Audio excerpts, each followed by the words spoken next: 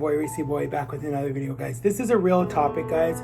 But first, I want to say RIP to the guy who played the Black Panther, guys. He passed away yesterday at the age of 43 from colon cancer. That's no joke. My grandma actually died from colon cancer in 2012, I think it was. So it's no joke, guys. And it's actually runs in my family. So make sure you get everything checked out. Men, get a colonoscopy. Do what you got to do, guys, to get yourself checked out, because it's no joke. I just had mine, and I'm not supposed to really do mine until I'm in my 30s or until I'm in my 50s or my 40s. But the doctor made me do it because we were trying to find out what this burping issues that I'm having, or if there's any scarring or anything.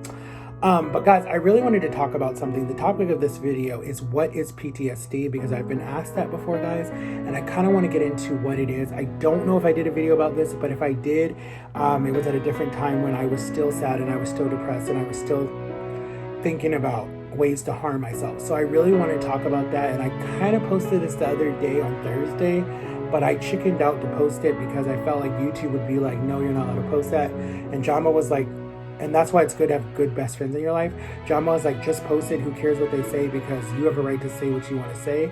And she is so right about that. So I am going to post it today, and I'm going to talk to you guys a little bit about what PTSD is and what is the reasons why people have PTSD, and let you guys know my issue of why, or my reason of why I have PTSD.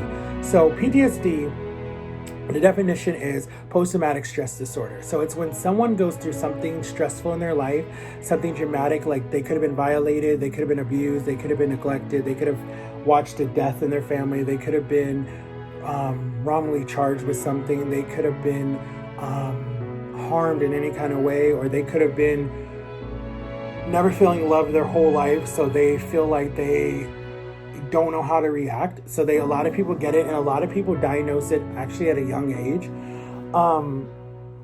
Give me a minute. I cannot breathe today right now because my allergies are so bad.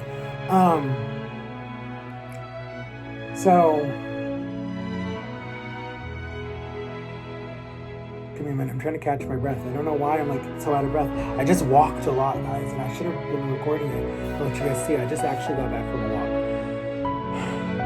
Okay, I'm good. And I'm like full on top of that too, guys. I don't know why. I didn't even eat a lot. I just literally had just like a tomato and a hamburger patty just by itself, because my brother's up visiting and we had hamburger patties. But I didn't have any bun, like no carbs, just a tomato and a hamburger. That was it. And that was it. No bread, no nothing on it. And it was grilled from the stove. So it was like literally fresh. It wasn't like nothing added to it. So I don't know why I feel so full today. But anyways, guys, getting back to what I wanted to talk to you guys about, getting serious. So PTSD is post-traumatic stress disorder, and I said that already. And it's when people deal with something dramatic that's happened in their life. Me, I have a lot of stuff that's happened to me in my life. You know, one, being adopted, feeling like my birth mother didn't want me. Two, having people violate me in different times of my life. One from the age of 4 until I was like 15, and then another one when I was 21. And just having other issues that have happened to me in the past in my life, and not being able to really deal with it and deal with the dramatic situation. And that was kind of like why I I thought about suicide. Suicide is no joke. I just realized something. I just read an article that really breaks my heart. Suicide is very, very common in young people. I forget how much the percentage is in young adults, starting really at any age. Actually, it can start at any age. And that right there breaks my heart. A lot of kids do it a lot more, harm themselves a lot more, because of being bullied at school, or being abused at home, or feeling not wanted or not fitting in, or an embarrassing video coming out about them that gets plastered all over social media. Like, I remember a situation where there was this girl at my school that she was, I forget what, I think she wet herself or something. I don't remember what happened. And the girls literally made fun of her and basically posted it everywhere. And they called her Huggies. They called her Pampers, because they were saying that she needs diapers. So they got her diapers or something like that. And I remember that followed her so much. And I remember that she literally was so depressed. And I remember one day I saw her in the hallway or something, and like she was like, why aren't you like everyone else? Why aren't you making fun of me, calling me a baby or whatever? I'm like, because things happen and that's not your fault. You know, like that is the way the body is. Okay, if you had a weak bladder, it's not your fault that you know, had an accident. It's not a big deal. And so she was like, thank you for being real. And I was like, I'm not going to judge you when people are already judging me for being fat and ugly and, oh, he's a cross-dresser. Oh, he's gay. Oh, he's this, because of the way that I looked or because of the way I talked or whatever it was. Like, I went through so much hell when I was in high school, and my parents didn't even really know how bad it was. And yes, beware, guys. I know I have kids watching this, and I'm not telling people to do this. And there is a 1-800 number for suicide. There is a hot number, 1-800 number for people who are super at their ropes. I will link it below. But yes, guys, I attempted a few times. I'm not proud of that moment, and I'm not proud of that moment because I feel like it made me realize who my true self was, and it made me understand who I was. And the first time that I attempted was with pills, and it was when we first moved to Florida. I was really depressed because I lost all my friends. They were in Ohio, and I didn't know anybody, and people were judging me, and people were calling me names, and people were being really cruel, making up rumors about me. And like I told you guys in I did tell you guys, my family is the type that we hold stuff in. We don't share stuff. We hold stuff in, and we don't allow it to, like, we hold it in so much until we explode instead of talking about it and working through it. And so I didn't tell my family. I didn't tell anybody I was going through this at all. I don't even think I told my best friend. I think I tried to tell my best friend, and he laughed at me and was like, there's nothing wrong with you. Like, shut up and be quiet. You know, whatever. He didn't really like sit down and was like, yo, I got your back. And that wasn't a true best friend. No, I did not know Drum at this time. This was like 2000. She wasn't even in the U.S. yet when this was happening. And I remember when my oldest sister found out. We were literally going to the hospital because my counselor Baker acted me. We were going to the hospital, and I remember she called me and was just crying, and she said, please don't do anything to yourself. Please. She's like, if I could, I'd get on a plane and come there right now. Like, she's like, please, I'm begging you. And I was just like numb. She's like, okay. And then I remember like they Baker acted me. I slept in the hallway because my situation was not emergency. A really pretty nurse sat with me. I think her name was Kim. She sat with me the whole night and brought me drinks, and we played games, and we talked about girls, and we talked about like so much different stuff. Like, she was trying to get my mind off of it, you know, and she's like, I'm here for you. Like, she even gave me her personal phone number because she's like, I like you, and I think you did not. And like, she just like, she was older than me, but she felt like I was like, you know, like she felt like God brought us there together, like at the same time, because like she knew how it felt to be in a brand new place and all that stuff. So she's like, I like you like a son, you know. She's like, I would definitely be here for you. And like, she was there for me. Like, I remember after I got out of the hospital, I kept in touch with her. She would come get me. We would go do stuff. She like got my mind off of those bad thoughts. And then everything was good. Like, I finished high school. Everything was good. I had no more bad thoughts, nothing like that. No more attempts or anything. Like, it really scared me straight. Like, guys, when you're Baker acted, it's going to scare you straight. When your stomach is pumped, it's going to scare you straight, because all of that happened to me. You will never want to attempt to end your life ever again after that happens. Some people do, some people don't. But I remember having to come and tell the story in front of my class because my teacher was so vindicting and so evil. She's like, oh, let's let this little weak person come up here and tell us what happened. Why was he out of school for a month? And I was like, no, I don't need to tell you what happened. She's like, read. And she knew I couldn't read that good. At that time, I couldn't read at all. And she knew that. And so she was just and so I reported her to the principal. The principal didn't do nothing because the teacher's been with the school for like 50 years or something like that, or whatever it was. And so he didn't do nothing to her. But I was like, that's messed up. So I started skipping her class because I didn't want to deal with her. And it was they weren't teaching me anything. So anyways, go forward to 2011. So it happened again where I was violated again. And this time was very violent. And this one was really like just evil. This person was evil. This person was really evil.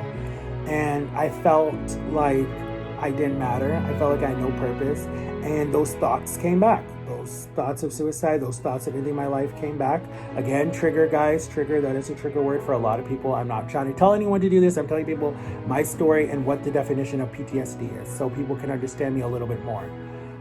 So I thought about those thoughts again, and I decided to eat myself to death. I decided literally to just eat myself into some type of coma, some type of heart attack, diabetes, whatever I could do to just end it quickly. So from that time of 2011 to 2019, guys, I literally ate myself to death for however many years that is. And I did not care. I lost relationships. I lost friendships. I argued with my parents like every single day.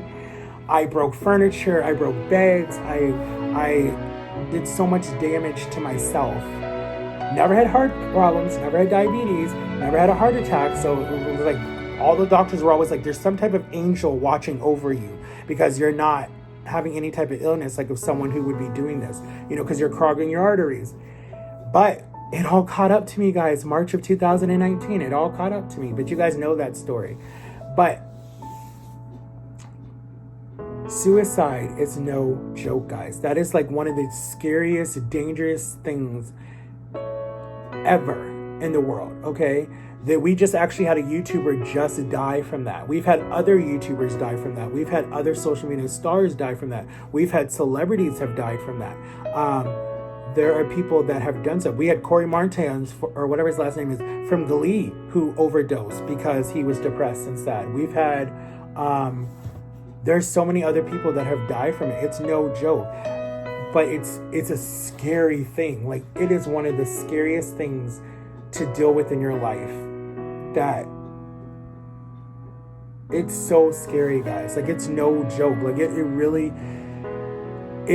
is a scary thing. Like, you feel completely isolated and by yourself. And I deal with PTSD and anxiety and depression all on top of that. That's why it's post-traumatic stress disorder, and depression is in there, and that's why it's PTSD. I was diagnosed with that probably in 2011 after I got, when I had all that stuff going on. One of my counselors at that time diagnosed me with it at that time, and I said, yeah, right, you don't know what you're talking about. But he was right. I literally had to go through 7 counselors before I was ready to get help and actually pay attention to what was happening to my body and understand myself.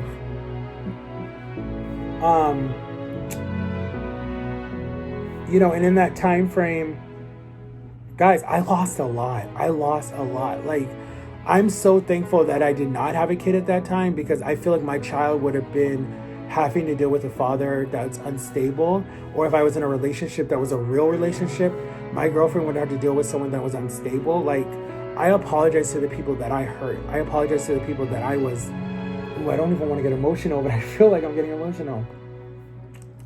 I apologize to the people that didn't understand me. Like, that's the big, I didn't even know myself. Like, that's why I'm like, I totally apologize for that, because that's no joke. Like, when someone hates themselves enough that they're trying to still harm themselves in any type of way that they know how, is just pathetic. It's sad and it's pathetic at the same time, because there's so many outlets and there's so many things for people to get help for, and there's so many things for people to ask for help. There's a 1-800 number. There's literally people who will talk to you on the phone for as many as hours as you need to sit there and literally take you off that edge and be like, sweetie, I'm here, I got you. And they don't judge you at all. It doesn't matter what you're calling for. They're there. Like, I want to work for one of those before, because I never used one, but I know people who have used one. There are literally there's safe coordinators at your schools. There's counselors. There are church members. But be careful, because a lot of people will throw it back in your face later. A lot of people will tell your parents if you don't want your parents to know. Like, you have to find someone that you trust, and I didn't have anybody at that time that I trusted, nobody. Even family members I didn't trust. I literally kept it into my heart. I didn't tell nobody. And honestly, guys, what really broke me to the point where I was done was, I'm trying to remember what was it that really broke me that I was done. I really want to say my major breakup that I had when that doctor told me to leave. the relationship because it was making me sick. And the counselor told me, I remember she was actually in the car with my mom and her son, and it was like Christmas Eve of 2014. And I remember she was like, it was like the week before. It was like probably like the 22nd, and Christmas Eve was like the next 2 days. And I remember she was like, Matt, she's like, leave this girl. This girl is pulling you down. This girl will never help you. This girl is not good for you. When are you going to put yourself first? And I said, this woman don't know me. And I left. I literally never went back to the counselor. And she wasn't the only one, guys. I saw 8 counselors who told me the same exact thing. Leave this person. This person is not good for you. But again, this person dealt with depression and eating disorder, was violated, had a lot of different stuff happen to her too, and was trying to harm herself too. So it was basically 2 people who were trying to harm themselves that should have never been in a relationship together, who were basically just allowing each other to kill each other. No one was standing up for each other. No one was respecting each other. She's in the bathroom doing drugs and doing all this different stuff, and I'm right outside of the room knowing it's wrong, knowing that we could all get in trouble, as her child is right there. It's like, when was I going to wake up and understand that this was not healthy and this was not good? And it literally took Jamba to come in, like a total stranger. And my family was jealous. They're like, really? It took a total stranger to come in to make you leave this girl? Like, are you serious? And it was after 7 years of being in a relationship that was not healthy at all for both sides. And I'm not even saying I was the perfect boyfriend. I'm just saying we both were hurting and we both attached onto each other, and we should have been best friends and respected each other. But instead, we were using each other as a clutch. And I remember the counselor telling me that I went through something dramatic, and she said, this person is your addiction. This person is like your drug. She has her drugs. She's your drug. This is your drug. You don't want to deal with what happened to you being violated. You don't want to deal with that. You don't even want to talk about that. So you're going to put yourself into some other situation so you don't have to talk about it. And she's like, you should have talked about it when it first happened. But we had a sucky counselor at that time. Because she's like, you could have got help right then and there. And guys, in that 1 year after it happened, I gained 180 pounds, guys, in 1 year. Okay, usually my weight before that, when I graduated high school, I was weighing probably like 215, 216, probably somewhere around there when I graduated high school, right? The first year after high school, so like 2009, I sat home for a whole year and was doing mission trips and doing different stuff. I wasn't working. Still weighing probably like 215, something like that. Was still good because I wasn't doing a lot, and I wasn't eating so much junk food. The year after that, like 2010, is when I started working at the middle school with my mom. Went through a bunch of hell there. And that was when I started putting on the weight, because I was literally eating the vending machines like crazy, and the dinners and the parties and the different stuff that school did. And I'm over there, like, I didn't even leave the snack table. I literally stood by the snack table because that was my job, to guard it and to tell people what food was and different stuff. And this school had a lot of teachers from all different places around the world. So I had to tell people what each stuff was and try to pronounce the name right. And all I did was eat and eat and eat and eat and eat and eat. And I never stopped eating. So by the following year, when this incident happened, I was probably already weighing like 300 pounds already. And then when this incident happened and after, I put on 180 pounds. So I was already like 4 something. So by the time I got to the age of like 24, I was already weighing like 500 pounds, like already. And that is sad and pathetic, because how did I go from being super, super skinny and healthy to now being overweight and obese and at high risk of heart attack, high blood pressure, and diabetes? And dealing with depression and feeling ugly and feeling like I wasn't worth anything, feeling like no one would want me, no one would ever want to have an intimate relationship with me, no one would ever want to have a family with me. My family didn't even want to have really relationships with me. I just felt like I had no purpose anymore. I felt like I had no reason to live anymore. And when I tell you guys I was at my lowest, oh my gosh, like, so that's why when I watch TV shows, or I hear people talk about stuff, or when I hear people get so much hate, yes, I want to attack that person at the same time and be like right there with you guys. But then there's something up here that says, hold up, wait a minute, Matt.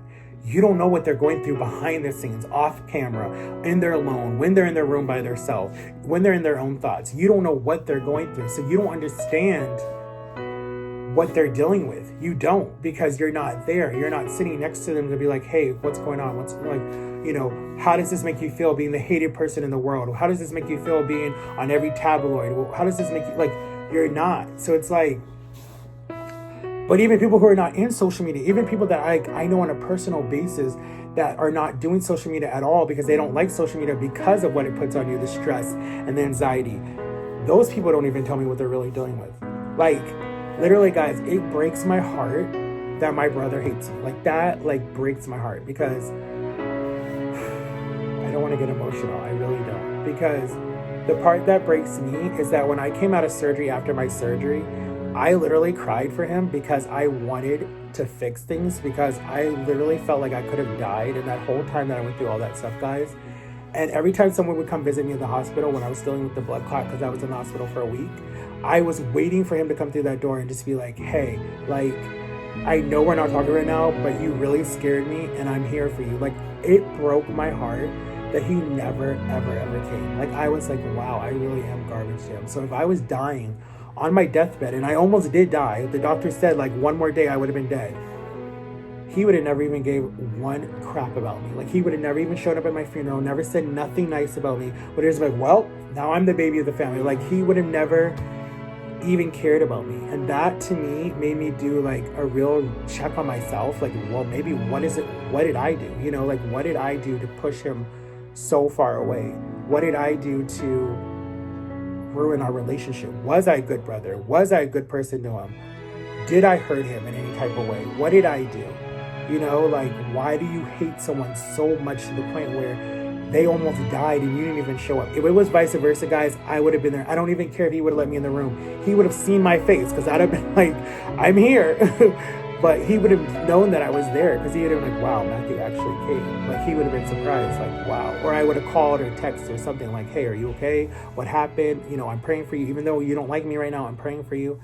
Like, it broke my heart to just realize that, like, he didn't even, and then he has the audacity to ask my sister how I'm doing, when he could have just, and I was literally like 5 minutes away from his house, not that far. He could have drove and asked how I was, but he didn't want to do that. But that's besides the point. We don't need to talk about that. But I'm just telling you guys, the real reason why I was so overweight and what's happened, guys, being violated and having someone take away your innocence is like the one worst thing that could ever happen to you in your life. And I pray to God that it never happens to any of my followers, anybody that follows me. But in this world, you don't know who you're messing with, and you don't know who's really around you. So it could happen. But or if it's happened to you already and you don't know how to deal with it, I'm still learning how to deal with it, guys. I still have triggers. I still have moments where I don't even want to get out of bed. I still have moments where I shake, where I'm scared. I'm still scared at like the smallest little thing where people are like, why are you so jumpy? I'm like, I just have anxiety. I literally don't like the smell of musky people. Like, that just is one of my triggers. I really don't like the smell of coffee, because that's another one of my triggers. I have a lot of like stuff that I still have to work on for the rest of my life. And being intimate in a relationship is going to be really hard for me too, because I feel like it just is still like scarring for me. And I've talked about it with my sisters, and I've talked about it with the counselor, and he said that some people just never ever get that type of like intimacy ever again in their relationships, because it still reminds them of stuff. So you have to literally get with a helpmate that understands that, that's like, okay, babe, it's okay, you know, like, you know, whatever, and they're fine with it. But some people don't understand that, and that actually ruins your relationships. And I think that that's why I've been single for over how many years, 7 years, 8 years, since 2015, because of that. But getting back to PTSD, because I know I kind of went like all over the place, guys, as we're like 24 minutes into this video. It's depression, anxiety, stress, disorder, eating disorder. There's so much stuff that can be in PTSD. There can be somewhere where you're popping pills. There can be something where you're harming yourself.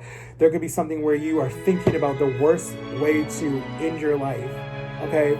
there could be ways where you're abusive to your wife, to your girlfriend, to your boyfriend, to your husband, to your children, to your parents, to your animals, to coworkers. Like, there's so many different ways to deal with depression and stress. And if you're normally a happy person and make people laugh and try to be like the clown of the party, but then there's a big mood change, people are going to realize that. Like, there were family members and my close friends that were, Matt, what's going on with you? Something happened. And I was just like, I really didn't want to tell anybody what happened to me, but I had to, because I just wanted people to know why I'm the way I am, certain people, because people were just like, this is not the Matt that we knew before. And I needed to share it with people. And it really broke a lot of people in my family who to this day, they don't want to talk about it because they know it's happened to me twice in my life already. And they feel like, they say that I'm such a strong person to still be going, because a lot of people would have just been, they're done. They would have never even tried anymore. So that's why it kills me when I hear people say, oh, my life is over, I have nothing to do, da, da, da. I'm like, honey, yes, you do. Keep going, keep fighting, no matter what. These comments that I get on TikToks and on YouTube and different stuff of how I've helped people, you guys, the public, the people who don't even know me really, have kept me going and will keep me going, even in my hardest times, guys. Like, I still deal with depression. I still deal with PTSD. I still deal with anxiety. I don't really have those dark comments anymore. Like, I really don't think about suicide anymore because I've done the surgery and because I know that this is like, right now, this is just like a little slow, but it's like the rest, like, it's so much more. Like, this is just like one little chapter. Like, I have so many more. Like, I want to do a book. I monetize on YouTube. It's took me 3 years just to get monetized, guys.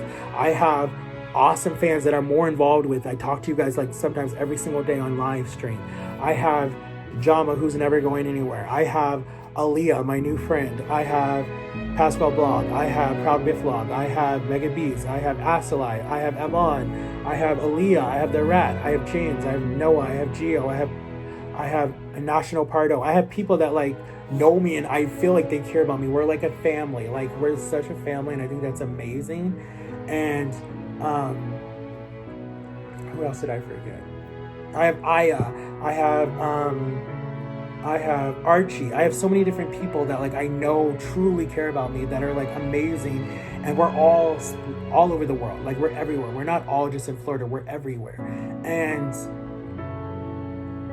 I'm thankful for the new friends I have and the new family that I'm a part of, and I'm thankful for my own family, and I'm thankful for people. You really need a support system when you're dealing with depression and anxiety and suicide. You really need a support team, because these young people who keep hurting themselves, that you turn on the news or you see it on social media or you see it on TikTok, and even on TikTok sometimes it makes me mad, because I feel like they use some of these things and they think it's a joke, but it's not a joke, because people are harming themselves and people are killing themselves, and it's not funny, because and then people want to attack everybody who does that. They want to call you weak. They want to say you're less than a man because of it. No, you're not. Like, I don't know why men feel like it's weak to go ask for help. You're not weak if you go ask for help. It's just showing that you are a man, because you know that you're struggling and you know that you need help. And I think that that's amazing that you ask for help. I think that's awesome. But I just wanted to share that with you guys, because I felt like I wasn't being real to myself, and I wasn't being the real REESIE Boy and the real Matt Cross. I felt like I was being like kind of like fake, and I don't want my channel to be fake. I don't want people to be like, oh, REESIE Boy's fake, he puts up fake content. Like, I want to put out the best that I can put out, and I want to be the best YouTuber that I can be. And depression and PTSD, I should just say PTSD, it is no joke. It is the scariest thing of your life. If you have it already, then you know what I'm talking about. If you don't have it, pray to God you never get it. Or you might have like I think everyone has it, they just have a small little bit of it, because I feel like everybody who's been through tests or abuse or neglected or some type of trauma in their life, they have it. They have a small little part of it. And if you are dealing with any type of depression or bad thoughts or evil thoughts, please seek out some type of psychologist, some type of professional, some type of person that you trust. If it's your mom, your dad, your uncle, your aunt, please ask for help. Don't keep it in. Don't keep it to yourself. It's not worth it in the end, because you have to think about, yes, you you did whatever you wanted to do, but your family is the one that has to deal with it. And if you didn't want to hurt your mom or your dad or your grandpa or your auntie or your little brother or your little sister, then think before you act. Like, literally, that's what you have to do. I feel like the only reason why I'm still here sitting today is because of my family. I feel like that's the only reason why I didn't do anything to myself, because I said, wow, what would that do to my mom? What would that do to my dad? What would that do to my sisters? What would that do to my auntie, to my grandma, to other people? You know, so that was really what kept me going. It's family. So you have to find somebody to keep you going. If you don't have someone, then turn to some YouTuber that, yeah, maybe they don't notice you, but they would notice you if you ask them for help. There's certain ones that I know would notice you if you ask for help. I know there's certain ones. And I'm here. I will always try to be here. I might not always answer you guys, but I will try to be here. And if I can't do the best for you, then I will tell you to go seek help, professional help. Just tell your mom, I want to see a counselor. Tell your dad, I want to see a counselor. Whatever it takes to get better. And if you need to get on medication, it's okay to get on medication. I've been on medication. And sometimes it works, sometimes it doesn't. But sometimes it's sport or exercising or music or coloring or talking to somebody helps. Or starting a YouTube channel. Shoot, YouTube helped me because it gave me a voice to use my mouth. But just comment on this video, guys. Let me know if this type of video you guys like, if this helped you. And just know that I love you and know that I'm here and know that I deal with all the stuff that you guys are going through right now too. Except school, because I'm not in school no more, but I've dealt with bullies, I've dealt with hurt, I've dealt with being violated, I've dealt with abuse, I've dealt with neglecting, I've dealt with a food disorder, I've dealt with a lot of stuff. And I mean, there's more out there, there's a lot more out there. I haven't really dealt with drugs and alcohol. Well, my ex was on it, so technically yeah, I have. And my birth mom was on it, so technically yeah. But I just hope YouTube lets this go up. I hope there's no problem with this. But yeah, guys, just pray for this world. This world is hurting, especially 2020 with all the people that we've lost in this year. The world is hurting. And again, guys, pray for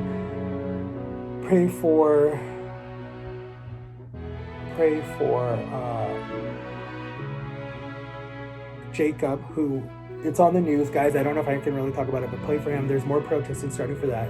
Pray for the Black Knight guy's family, because he just died yesterday at 43 from colon cancer. So keep them in your prayers.